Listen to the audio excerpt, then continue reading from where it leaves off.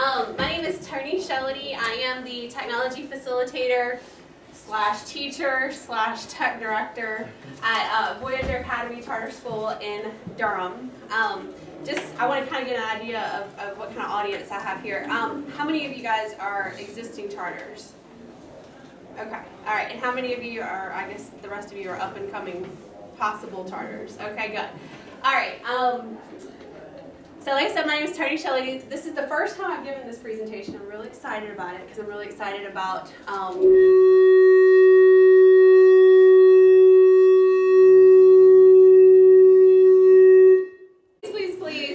any feedback you guys have about this presentation, please let me know, because like I said, I feel very passionately about these digital portfolios for the kids, and I want to make sure that we can get as many people on board with these as possible. Okay. So this is kind of the outline we're going to follow in the next, what do we have, 45, 50 minutes. We're going to talk a little bit about portfolios, about different ways you can create digital portfolios. I want to take a look at some examples at different levels. I've got college level examples, high school level examples, and middle school level examples right now. And then I want to take a look at specifically what Voyager is doing. I think, because I'm in charge of this at Voyager, I think that the way the kids do it at Voyager is so easy, and they create such quality portfolios. So again, that's what I'm trying to share.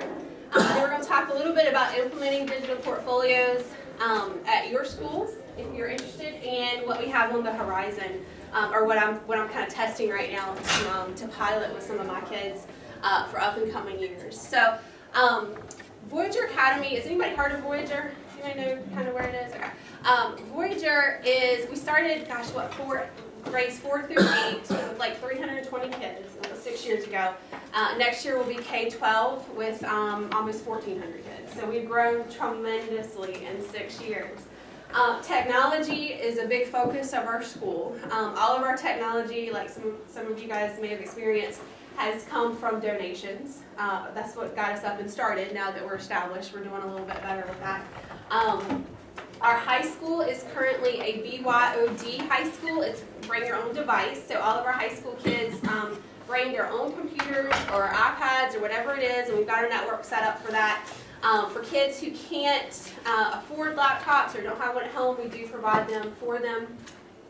And then at our middle school, which is where I'm kind of based, the middle school has decided to go one-to-one with these lovely Chromebooks. So my friend up here in the front has one, and then I have one that I had to personalize. The Chromebooks are awesome. They're so easy. And from a tech standpoint, after having managed computers at the high school that we owned in a one-to-one environment, these things are so simple. So we have like a management console, and we put like what apps we want the kids to have, and then we just give the kids the Chromebooks, and we're good. So we're piloting this year with our 8th grade students, and then planning to roll out one-to-one to 8th grade this coming year, and then go down to 6th and 7th the year after that. Okay. Any questions about that? All right. Chromebooks are awesome. But I couldn't do my PowerPoint presentation on Chromebooks. All right. So moving on, a little bit about portfolios. So you guys probably heard them maybe referred to as e-portfolios. And basically what this is just a collection of student work over a period of time. Okay, obviously it's represented in an electronic format.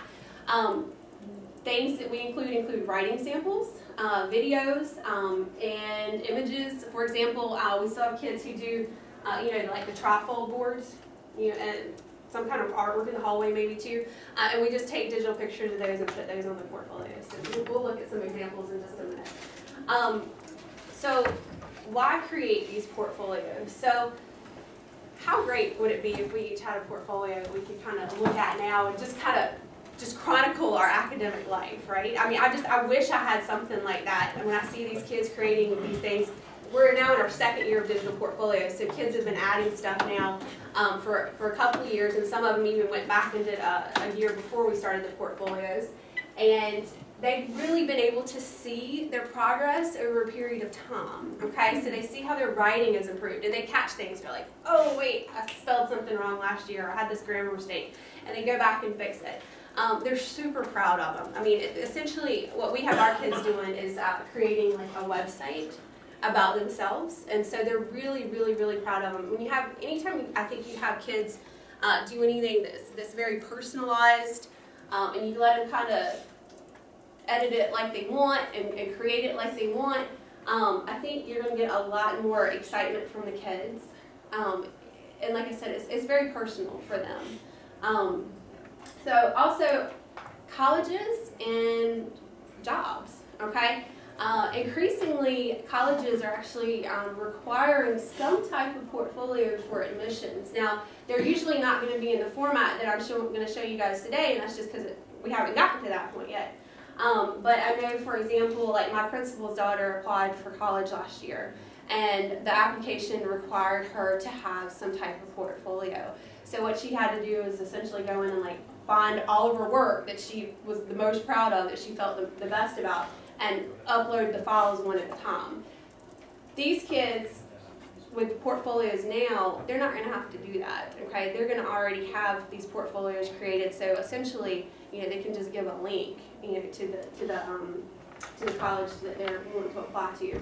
I think at some point, instead of seeing kind of these paper resumes that we all know and love, right? I think at some point it's going to be a lot more kind of give me a link to your website, and even as adults, we'll have professional portfolios showcasing our work. Okay? And if anybody has any questions, then no problem, just stop me. All right. So portfolios don't have to be hard from a tech standpoint. You know, I know some places do just a simple like electronic folder on the server that kids put their best work in and then keep it over time. But I think the better way to do it is usually to have it hosted online somewhere, easily accessible to people like off campus if you're using an on-campus server. And it may be a website about a student and his or her work. So some common examples of WYSIWYGs, what you see is what you get, web editors, that I've seen used for digital portfolios include Wix, Weebly, and Google Sites. Now, in October, I got to become a Google certified teacher. I was really excited about that. So our kids use Google Sites, and I have other reasons for that too. I'll talk about in just a little bit. But Wix, Weebly, and Google Sites are pretty simple tools that kids can use to create their portfolios.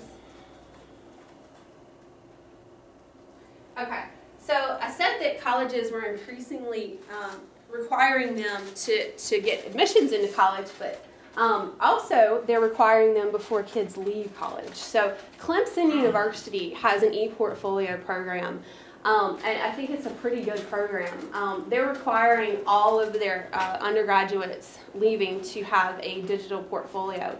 And a lot of their students, not kids, their students, are using the websites that I mentioned previously. They have a lot of Wix sites, a lot of Google sites, and then some Weebly.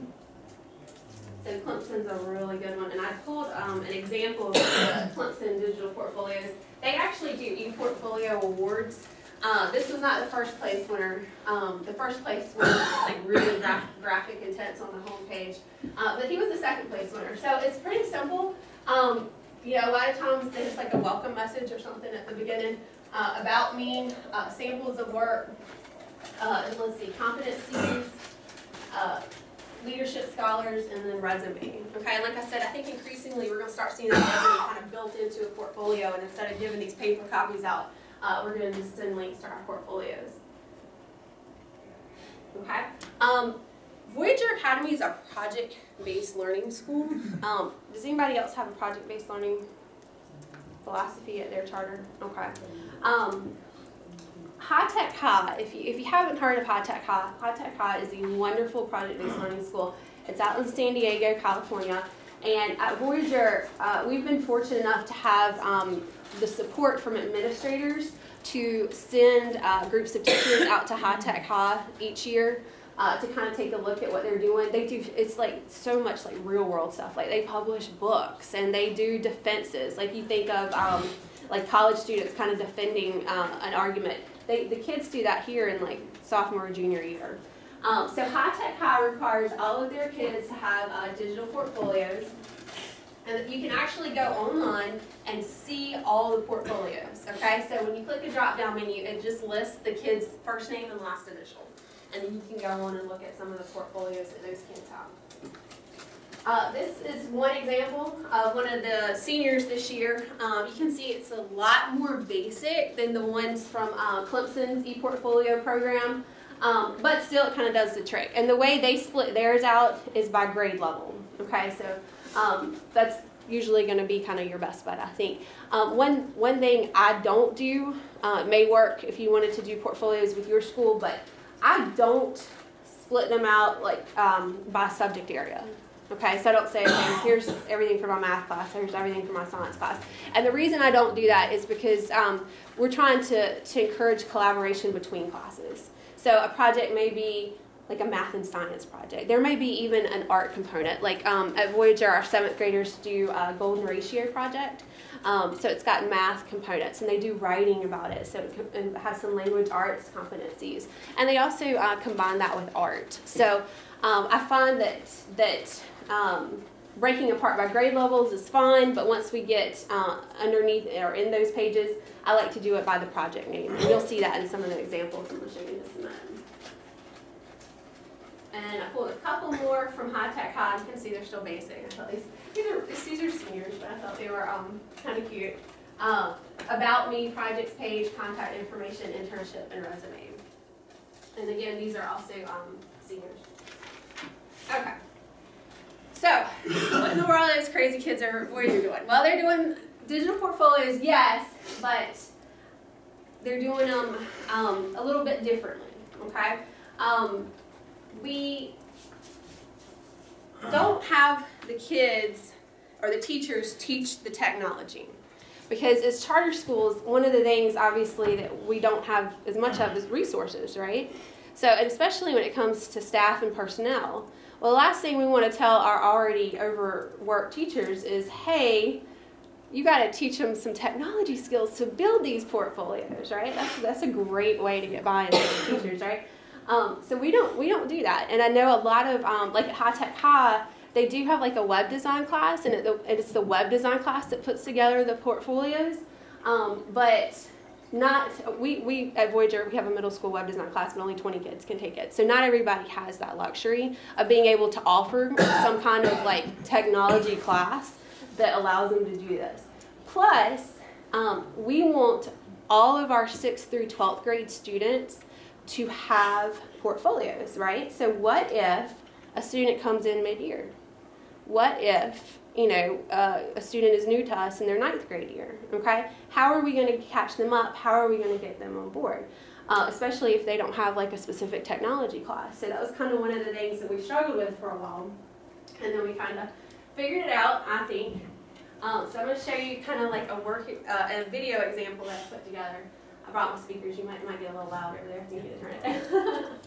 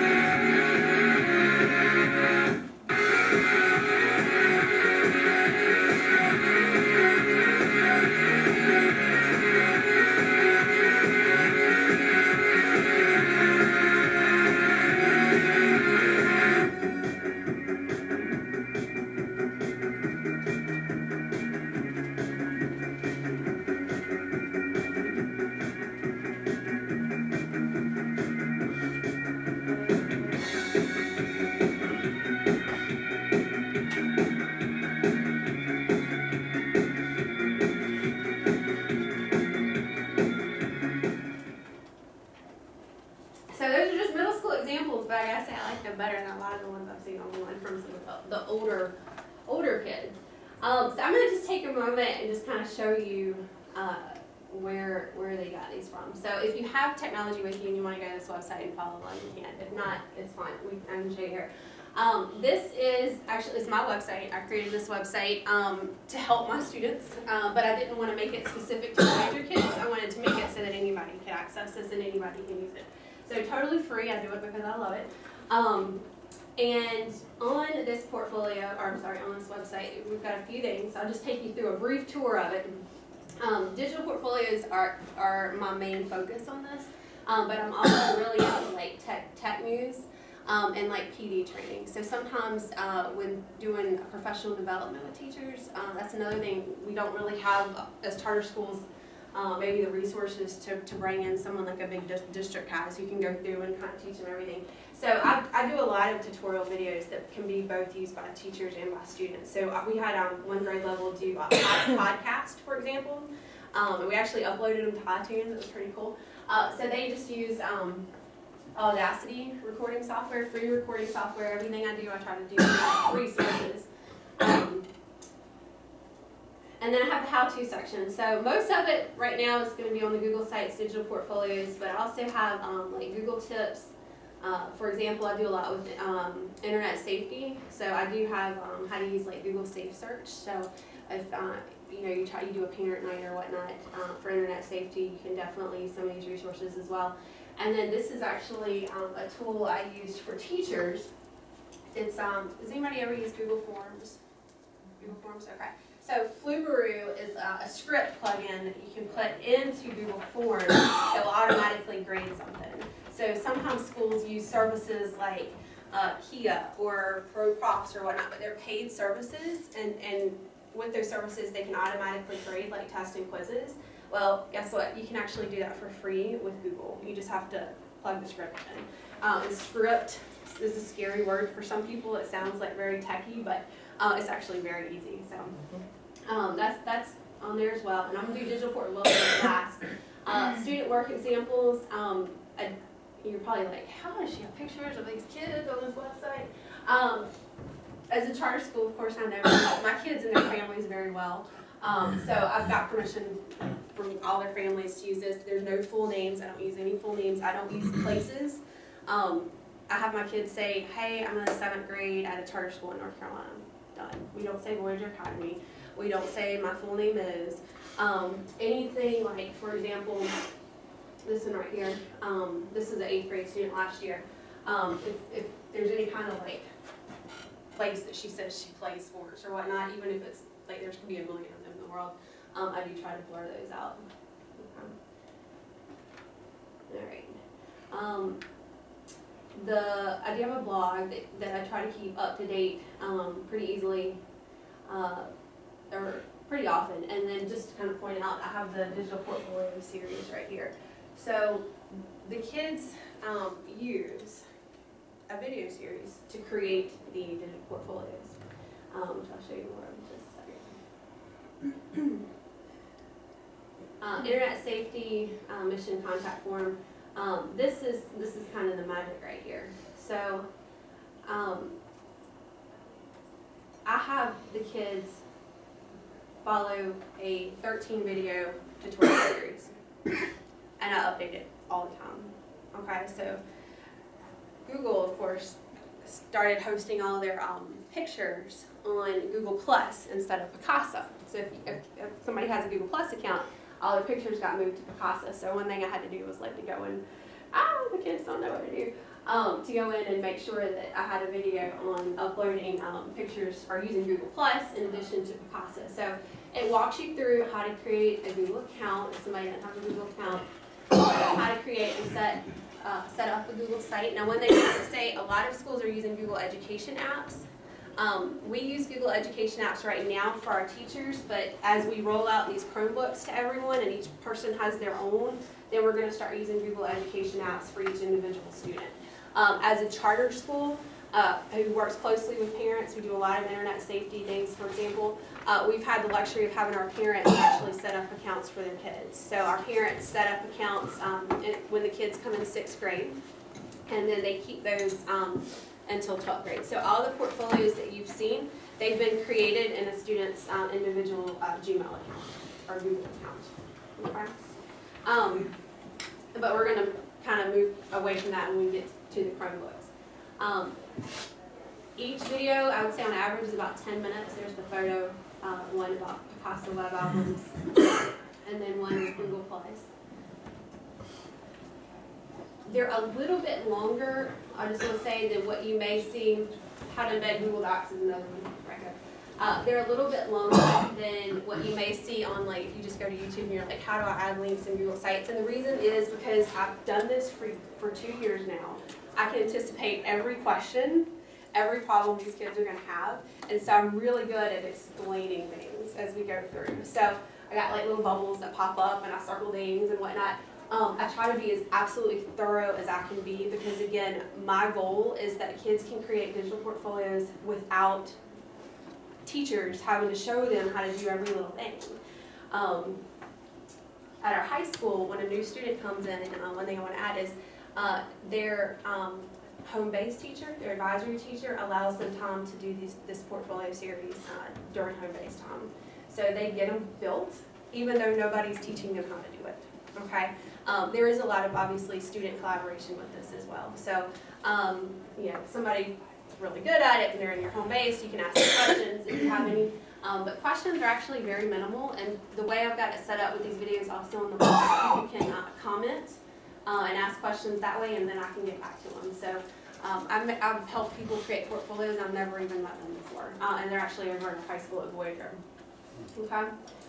So what I was going to do now is kind of just take you through some of these portfolios. So this is Jacqueline. She created this in 6th grade entirely on her own with the portfolio series. She is a horseback rider, and one thing that I really like about the portfolios is that the kids show their teachers a lot more about who they are. I taught Jacqueline for 2 years before this, and I didn't know that she rode horses. And then she created this, and she's actually got a picture slideshow down here of ribbons that she's won. And I'm like, wow, I had no idea. And then what happens is each year her new teachers, they get the link to the portfolio. So what happens? The teacher gets the portfolio, they open it up, they learn all about their students, they can see writing samples, they can see what projects they did last year, and know their students before their students ever walk in the door that day, okay? And that I think is a big part of the magic of these portfolios. So what I have them do is on their home page, it's kind of like this introduction about who you are. Middle school students, they're trying to figure that out, right? Some of us try to figure it out most of our lives, right? But by writing who they are and kind of assembling these pictures and videos or whatever it is, they learn a lot more, I found, about what makes them unique and what individual talents and characteristics they have that other students don't have, okay? And so she gets to be a superstar in the field of horseback riding, okay? So I have them do announcements so that as they do new things, we can find out kind of what's going on. One thing, and I talk about this in the video tutorial series, is, you know, this is not Facebook. Don't update your portfolio to have who you're dating or whatever it is. I mean, I had one middle school boy do that one, so I was like, I don't know. But I'm like, great, I'm so happy for you, but no, not here. So what I have them do is I do allow them to do extracurricular stuff, and I do encourage that for these kids because it's the athletics. You know, some kids, they might not be great academic students, but if they can really show their portfolio, you know, what great like athletic ability they have or whatever it is, then, you know, they still get that sense of pride and they're still excited about doing it. I also have them do kind of like a hopes and dreams section, and of course this changes as they get older. Jacqueline's changed hers from last year a little bit because we're ever evolving, right? I have them do, I wanted them to learn how to do tables and lists, just because I think it's useful to know. So I had her, I had all of them do tables and lists, and then she has videos of her horseback riding. So this is kind of like her About Me page. Now on the sidebar, I don't know if you can see it here in the back, what we do is we push the grade levels down. So each year, like 8th grade for her will be on top next year, then 9th grade. So our current 9th graders, they have 9th, 8th, and 7th on their sidebars, okay? And each grade has projects representative of their work that year. Now, we're project-based on in school, so we do have bigger projects, but it doesn't have to be, you know, this huge project in order for it to be worthy of going in the digital portfolio. It can be any assignment that a student has worked really hard at. And then for these portfolios, I have them do for each project an overview. So I tell them, okay, somebody's going to read this and they have no idea what you did. How are you going to tell them? Okay, so this is kind of like the who, what, when, where, why, and how part of their projects. After they're done, they do a reflection. What would you do differently if you had to do it again? What did you take away from it? What were your overall thoughts on the project? And then I have them do final products. Whoops, I'm not getting her picture. Well, she has a picture of a truffle. I guess I can be logged in so I can see it. Let me go on to her project. No, I'm not either. Promise you I had last night. All right. So with Google accounts come Google Docs, Google Drive.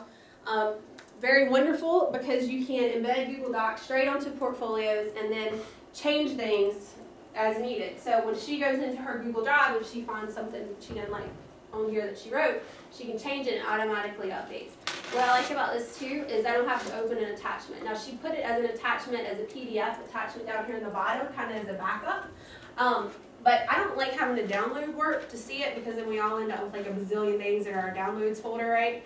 I like it to be like quickly, easily accessible. I don't want to have to download it.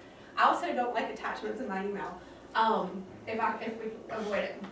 But if they do attach it, I have them do it as a PDF because PDFs are, you can't copy them, but they're less editable, less easily edited than like a Word document. So I was like, don't put your Word document people download the portfolio, okay? But she put it on there as a backup PDF, and I think that was just fun. Okay. Let me move on. Show you. This is Devon. Devon's in the 6th grade, and she is a graphic artist wannabe. So I have my kids enter a state fair project or state fair contest every year, and this year they had like a local produce theme. So they won. They were partnership. This is theirs right there, and they won 3rd place, I think. So they got checks and ribbons and whatnot from the state fair. But how proud were they that they got these ribbons and pictures, and now they're on their portfolio, and they can share it with other teachers and parents and whatnot. So that was kind of cool for Devon. And then he's got his homepage here. Okay. And for the videos I haven't put on their homepage, I always try to find something that they do that makes them special. Yes, there are kids that say, I have no videos, I have no pictures. They have no video or no pictures. And their parents have signed the, you can film my child video, or sheet. Now I just take them out in the hallway and we do something, okay? I'm like, okay, I got an iPhone 5, I can take a picture and email you that in 5 seconds, okay? So, and we have a lot of work displayed out in the hallway too, so I'm able to like, okay, where's your science project that you had? All right, well, let's go get it, and then we take a picture, okay? Yeah, I try to be very like progressive in my thinking, and I know some people are like, oh, you take pictures and videos of kids, and I'm like, I do, but we have them all signed forms saying that's okay at the beginning of the year, and that's just what we do now, right? You know, they're going to take pictures and videos of themselves with phones anyway. Why not do it for like an academic purpose? And that's something else too, with the Google account. You know, fortunately, I have a 6th grade kind of counterpart who really supports me in this, and he does a lot with the 6th grade students. But they're going to use the tools anyway, right? How many of them signed up for like Facebook and Google accounts and parents have no idea? That happens all the time. If they're going to use it anyway, then I feel it is our job as educators to show them how to use it the right way as soon as we can. So in 6th grade, we start telling our kids, we let our kids G-chat. I know, like, I was like, ah. They learn to G-chat questions to their teachers, okay? They learn to G-chat about their project. They are not G-chatting in school about who they're dating or whatever so-and-so said, okay? And if that's something that we can teach them early on, then that's a skill that they're going to have for the rest of their life, okay? The G-chat, by the way, is also wonderful for shy kids, okay? So there are a lot of kids that we know, they're like, I don't want to talk in front of the class, or they don't directly want my attention. Well, kids that I used to never hear from, once we started allowing them to G-chat, I can see how their mind's working now because I'm getting questions. I'm getting good questions. you know, and we're able to communicate a lot better. There are times, and maybe I shouldn't say this, maybe I shouldn't say this, I'll say it anyway. There are some class periods, you know, we learn, teachers learn that you need to be up circulating the room and moving around and all this stuff. And there's a large part of that that's true, but when you have the technology in place that supports you to interact digitally, I can interact with way more kids if I'm sitting at my desk, okay? And I have, like, if they're doing Google Docs or Google presentations, I can pull them all up on my computer. I have, like, dual monitors at work. I can pull their work up. I can see what they're doing easily. They can G-chat me questions. Now, I have my desk so that I can also see their computers, all of them, by just glancing up. But I can get so many more students and respond so much faster when I have that, okay? So that's another thing kind of with those Google tools that I really like. All right. The last one I want to show you is, so this child just blew me away. She is super, super shy. And I randomly pick portfolios and put them up on the screen, and the class and I will constructively critique, okay? Well, I randomly picked Kaisha's one day, and I was blown away, simply because she went so far above and beyond, and she's not the only one, but like I said, she's very shy, and I just didn't really get that she wanted to do it that much, just because I hadn't talked to her as much as I had some of the other kids. But I required them to do 6th grade and put 2 projects. You see this? This child went home over the weekend, and she was just so excited about all the stuff that she's done. So not only did she do 6th grade, she's like, hey, last year I did this really great 50 states project. I'll put that on there too, okay? So I didn't require them to do it, and that's what you find. For most of these kids, they'll do more than you ask them to because they're excited about it, okay?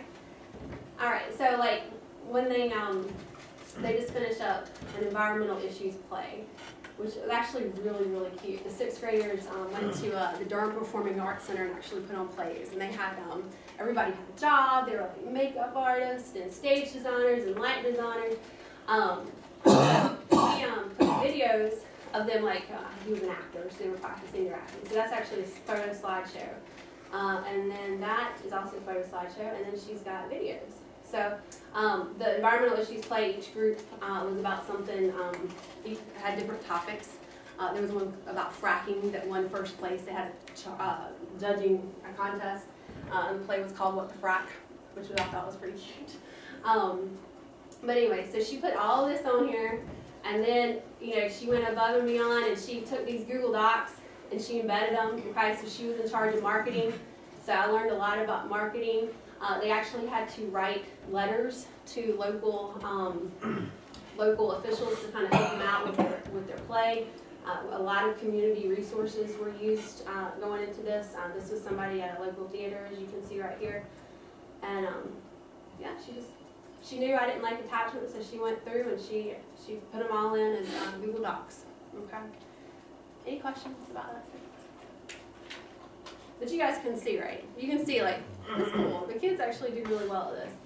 All right, so to submit them to me, or to the school, actually, I just use Google Forms. So what's your name? What's your email address? All of them now have email addresses. You can actually set up a Google account without a Gmail address. So there have been some cases where a parent had like an AOL or Yahoo account, and they set a Google account up with that instead. And what year you're going to graduate high school.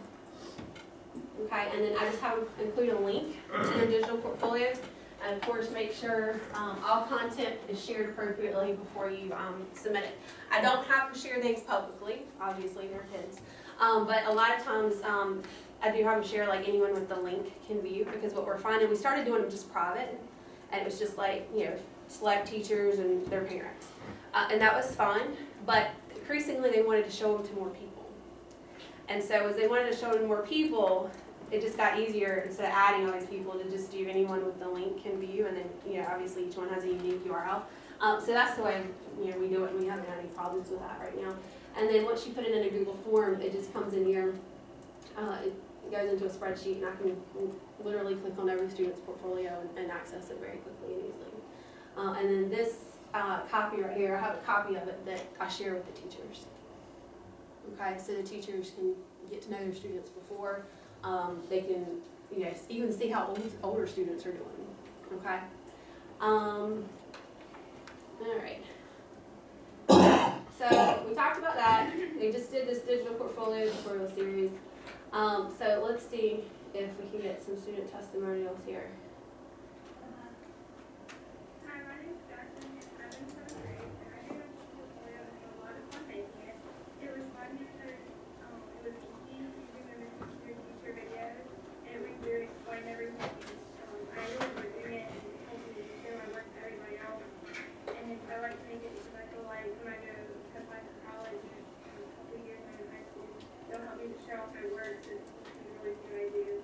There's also the things people can do outside of school, and I like to write courses outside of school, so they learn a lot about me and my teachers start to understand like what I like to do, why I like some of my courses and stuff. So, I feel like it's important for other people to do because other people can see your work, your friends can see your work, and you can see how you've improved over all the years. And it's really beneficial because you gotta see how you're different from everybody. Everyone has their own style. So that was Jacqueline. She's my horseback rider. And then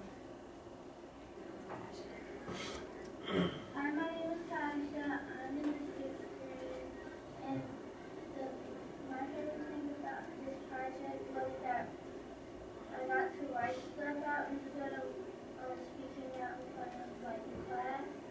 And I was inspired also because it helped me apply to get a good college, such as because that's the college I want to go to. So overall, this project was easy because I'm following the instructions that Michelle like given. which all I told them to do was go follow the video tutorials. Okay. So again, the feedback from the kids has just been overwhelmingly positive. Okay. All right. So many skills met. So obviously we're just trying to create a portfolio, right? But when we're doing that, we're actually kind of sneaking in a whole lot of other stuff. Obviously, we have to meet certain standards and competencies. Writing. They do, when writing the overview and reflection, a lot of times teachers will have them do that as part of the project, like the science teacher will have them do the reflection after the science project. So there's writing skills that are met. There are presentation skills that are met, okay? At our high school, the kids are starting to use their portfolios as their means of presentation, okay? So it used to be that, like I went in a class one time, our high school is like a business-focused school, and we did Shark Tank. Okay, which was a lot of fun for the kids. But I was one of the judges for Shark Tank, and I saw the teacher open up his email, and he had like 100 emails in his inbox from kids, like emailing like PowerPoints or whatever. We don't do that anymore. Now they just go up. They just go up and pull up their link. They have the spreadsheet with all the links on it. Go and click on their presentation, and they pull the portfolio right up. And then on that portfolio, you can have video embedded. You could have your slideshow embedded. Like you can access your stuff. From there. So the presentation skills are a big one, I think. Critical thinking, okay? Especially as they see over time how they've improved, like how their thinking skills have improved, problem solving skills have improved. That's really, really important moment as a teacher to see the kids kind of seeing like that, recognizing that moment where they've come a long way. So technology standards. So guess what? Snuck in there how to make a website. In the portfolio series, I do talk about templates versus themes. So I don't know if anybody's sitting here thinking, why don't we just fill out a template? I actually tried that a couple of times. In Google Sites, if you go to Google Sites, they already have like some built-in, like pre-built templates and things like that. I tried that one time and it was a disaster. And it was simply because the templates were downloading all the accessory files into the kids' like Google Drives, like videos and documents and whatnot. Everything was just kind of coming at them. And if they didn't know how to edit the text, they're certainly not going to know what to do with all that text that comes on a template.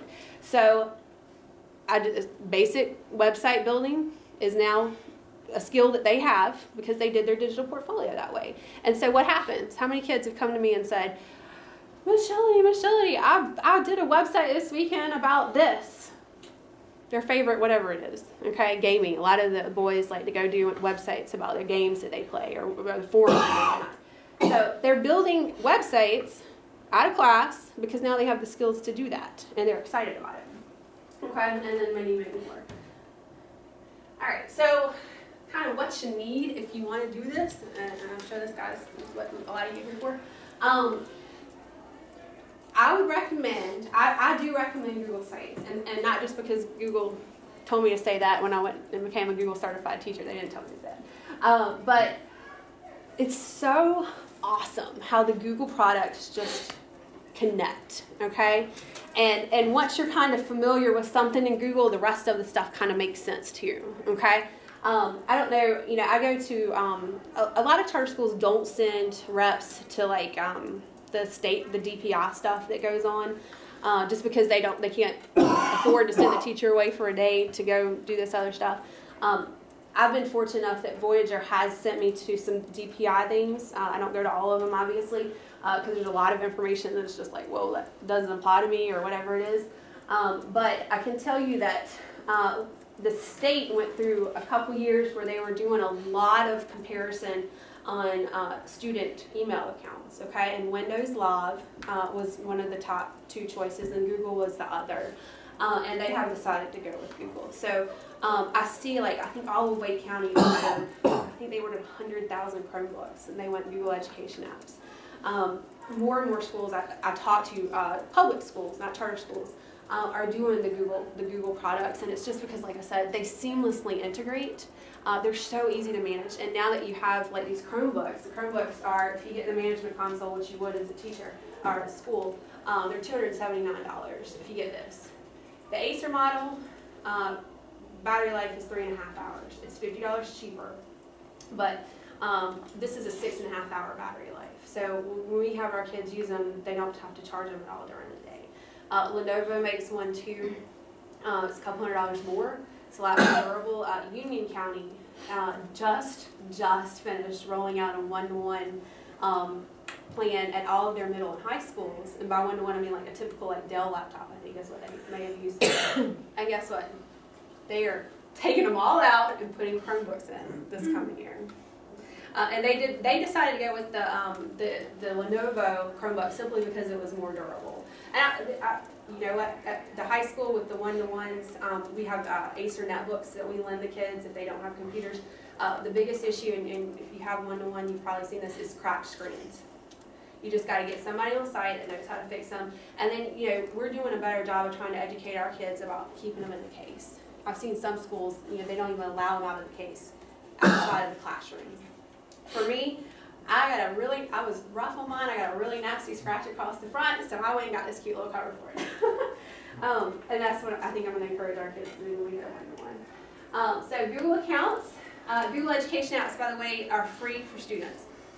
Okay, our staff has about, what do we have, like 85 teachers now on board.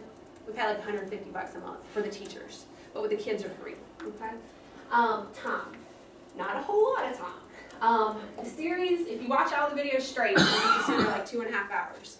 Obviously, you gotta allow time to like actually do stuff. So I tell kids, I was like, do not ever watch the video and then go back and try to do it.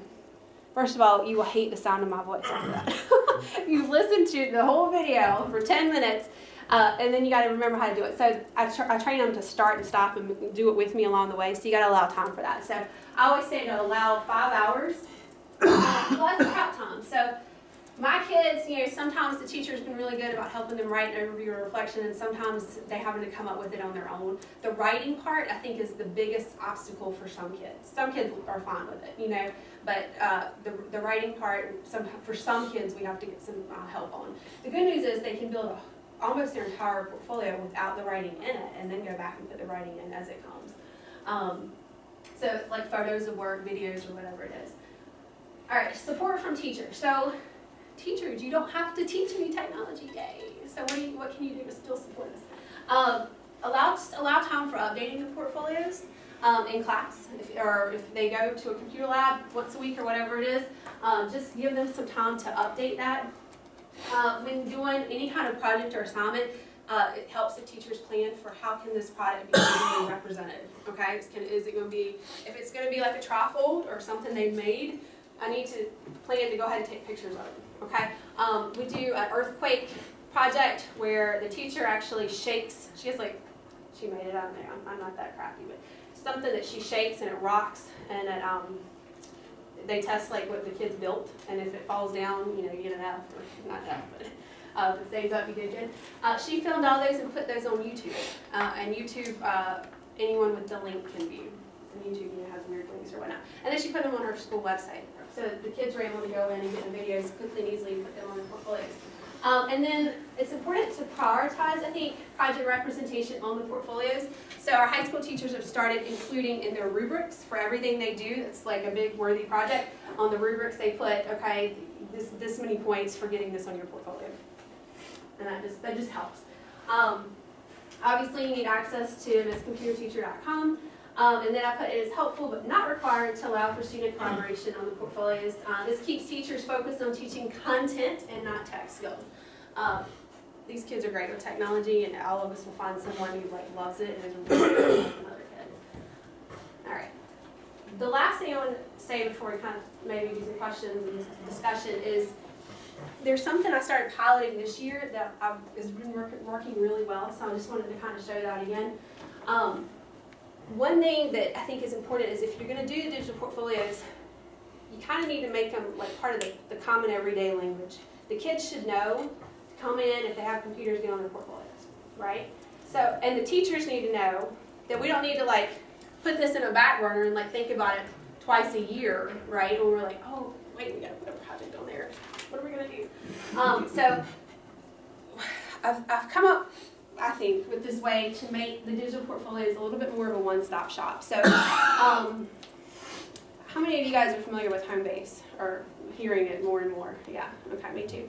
So Homebase, if you don't know, it's kind of like DPI's kind of merging of the student information system, NC-wise, with tools like NC Falcon, which is like their professional development, what else, McCrell, teacher evaluation, things like that.